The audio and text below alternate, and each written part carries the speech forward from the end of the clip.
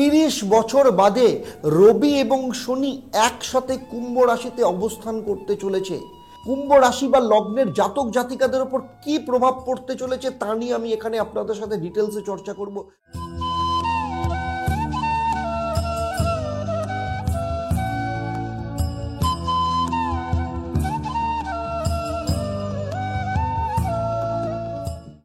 ওম নীলাঞ্জন সম্ভাষম রবি পুত্রান যমো রাজ্যম ছায়া মাত্রণ্ড সম্ভূতম তম নমামি শনিশ্চরম। নমস্কার, আমি অ্যাস্ট্রো আচার্য দেবদত্ত। দেব দর্শন পর্বে আপনাদের সবাইকে স্বাগত জানাই। 30 বছর বাদে রবি এবং শনি একসাথে কুম্ভ রাশিতে অবস্থান করতে চলেছে। কুম্ভ রাশি বা লগ্নের জাতক জাতিকাদের উপর কি প্রভাব পড়তে চলেছে তা নিয়ে আমি এখানে আপনাদের সাথে ডিটেলসে চর্চা করব। সেই সাথে প্রতি পর্বের মতো এই পর্বেও থাকবে আপনাদের জন্য একটা প্রশ্ন। যারা সঠিক উত্তর দেবেন তাদের আমার তরফ থেকে থাকবে একটা সারপ্রাইজ, এবং সেটা এই ভিডিওর শেষে আমি আপনাদের জানাবো। তাই ভিডিওটা পুরোটা মন দিয়ে দেখবেন। রবি এবং শনি দুজনের মধ্যে পিতা পুত্রের সম্পর্ক হলেও সম্পর্ক কিন্তু অত্যন্ত খারাপ। জ্যোতিষশাস্ত্র মতে রবি এবং শনিকে অতি শত্রু হিসেবে মানা হয়, তাই এদের অবস্থান অত্যন্ত অশুভ হিসেবে ধরা হয়। 14ই ফেব্রুয়ারি রবি যখন কুম্ভ রাশিতে প্রবেশ করবে তখন শনির সাথে সে যুক্ত হবে। 14ই ফেব্রুয়ারি থেকে রবি এবং শনির যোগ আপনার প্রথম ভাবের ওপর তৈরি হচ্ছে।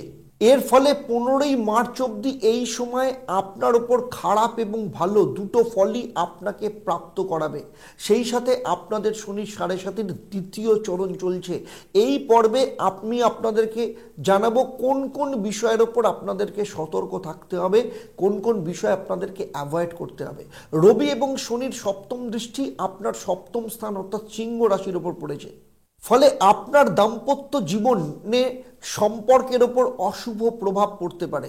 দুজনের মধ্যে ইগোর সমস্যা, ঈর্ষা, বিবাদ এবং দাম্পত্য সুখে শিথিলতা করাবে। সেই সাথে আপনার স্বামী বা স্ত্রীর অর্থনাশ এবং শরীর স্বাস্থ্যের ক্ষেত্রে কিন্তু সমস্যা তৈরি করতে পারে। এর পাশাপাশি যারা পার্টনারশিপ ব্যবসা করেন তাদেরও পার্টনারের সাথে সম্পর্ক খারাপ, পার্টনারের অর্থহানি এবং স্বাস্থ্যহানি হওয়ার যোগ কিন্তু দেখা যেতে পারে। সপ্তম স্থান ব্যবসাকেও নির্দেশ করে, তাই ব্যবসার দিক থেকে কিছু সমস্যা আপনার জীবনে তৈরি হতে পারে। যেহেতু রবি এবং শনি আপনার প্রথম ভাবের ওপর বসে আছে, তাই আপনার মধ্যে অতিরিক্ত রাগ, মেজাজের সমস্যা, মান সম্মান হানি, চুল উঠে যাওয়ার সমস্যা, অলসতা, এই ধরনের কিছু সমস্যা দেখা দিতে পারে। তবে অবশ্যই কিছু শুভ ফল আপনি লাভ করবেন। যারা চাকরি করছেন তাদের ক্ষেত্রে চাকরিতে উন্নতি, বিশেষ করে সরকারি বা সরকারি সংশ্লিষ্ট কোনো কর্মের সাথে যারা যুক্ত রয়েছেন তাদের কিন্তু পদোন্নতির যোগ দেখতে পাওয়া যাচ্ছে। এর পাশাপাশি যারা কেরিয়ারের চেষ্টা করছেন তাদের কেরিয়ারের ক্ষেত্রে বিভিন্ন সুযোগ আসার সম্ভাবনা রয়েছে। কোনো রাজনৈতিক ব্যক্তিত্ব বা মন্ত্রীস্থানীয় কারোর দ্বারা কিন্তু কোনো সহযোগিতা আপনার প্রাপ্ত হতে পারে। সেই সাথে যদি কোনো কোর্ট কেস থাকে এবং সেটা যদি সরকার সম্বন্ধীয় হয় তাহলে সেই সব ক্ষেত্রে কিন্তু আপনার পক্ষে রায় আসার সম্ভাবনা রয়েছে। আমি এতক্ষণ আপনাদের সাথে আলোচনা করলাম কোন কোন বিষয়ের ওপর আপনাদেরকে সচেতন থাকতে হবে, সতর্ক থাকতে হবে, কি কি বিষয় আপনাদের অ্যাভয়েড করতে হবে। আমার এই আলোচনা আপনার রাশি বা লগ্নের ওপর ভিত্তি করে, যদিও আপনার জন্মছকে অন্যান্য গ্রহের অবস্থান কিংবা আপনার হাত বা বাস্তুর পজিশন সম্পর্কে আমার কোনো ধারণা নেই। যদি জানা থাকতো তাহলে এই ভিডিওতে আপনার সম্পর্কে পার্সোনাল প্রেডিকশন করতে পারতাম, যেটা আপনার জীবনের সাথে নিখুঁত ফল দিত। আমার এই সার্বিক আলোচনা আপনাদের কেমন লাগলো অবশ্যই আমাকে কমেন্ট করে জানাবেন। যদি ভালো লাগে তাহলে অবশ্যই অন্যদের শেয়ার করবেন। আর যদি আপনি ইউটিউব চ্যানেলে দেখেন এখনও পর্যন্ত চ্যানেলটাকে সাবস্ক্রাইব করেননি তাহলে বলবো চ্যানেলটাকে সাবস্ক্রাইব করে নোটিফিকেশান বেল আইকনটাকে প্রেস করে রাখবেন। আর যদি ফেসবুক পেজে থাকেন অবশ্যই পেজটাকে লাইক এবং ফলো করবেন। সেই সাথে যদি অন্য কোনো বিষয়ে জানার থাকে অবশ্যই আমাকে কমেন্ট করে জানান, আমি চেষ্টা করব ভবিষ্যতে তার উপর ভিডিও বানানোর জন্য। এবারে আসবো আমি এই পর্বের প্রশ্ন।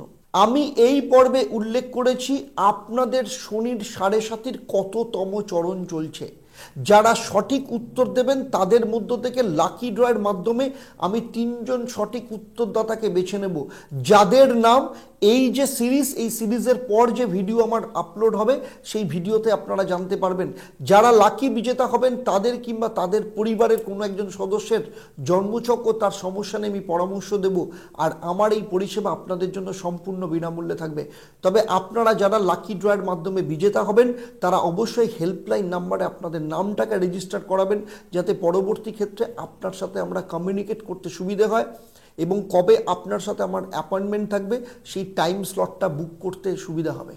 এবারে আসবো কি মহা উপায় আপনি পালন করবেন। আপনার স্বামী বা স্ত্রী বা আপনার পার্টনারকে সবসময় লাল রঙের বস্তু বা রুমাল বা কাপড় সঙ্গে রাখতে বলবেন। প্রতিদিন আপনি সকালবেলা স্নান করে মঙ্গলের বীজ মন্ত্র 108 বার পাঠ করবেন। ওম ক্রাং ক্রিং ক্রৌং স্বাহ ভৌমায় নমঃ। আজকের মতো বিদায় নিচ্ছি, আবার আপনাদের সাথে দেখা হবে পরবর্তী পর্ব। মীন রাশি বা লগ্নের জাতক জাতিকাদের ওপর শনি এবং রবির কি প্রভাব পড়তে চলেছে। আপনারা আপনাদের পরিবারের সমস্ত সদস্যদের সাথে ভালো থাকুন, সুস্থ থাকুন, আনন্দে থাকুন এবং নিয়মিত দেখতে থাকুন দেবদর্শন। নমস্কার।